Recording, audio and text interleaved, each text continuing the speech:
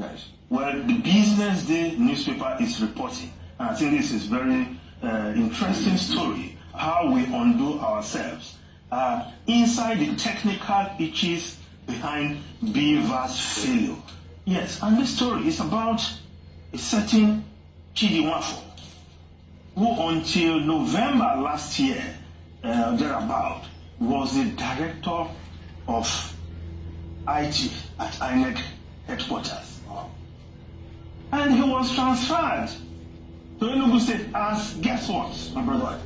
Administrative secretary.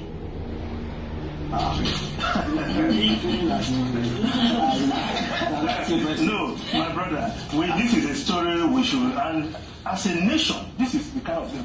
Perhaps we must be more vigilant next time, because the reason, of course, this, you say this is the opinion of the paper or the sources they contacted, that it was moved because the powers that be, I'm quoting Business Day reports, okay. They call it their big story, that it was moved because the powers that be felt that they couldn't induce him to interfere with Bivas on election day.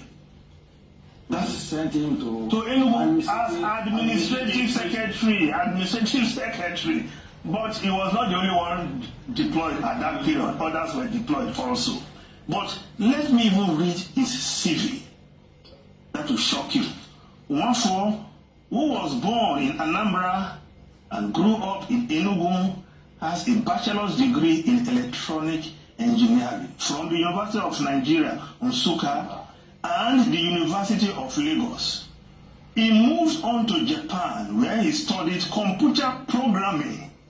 He also obtained an MSc in economics and an MBA in management. That is not all.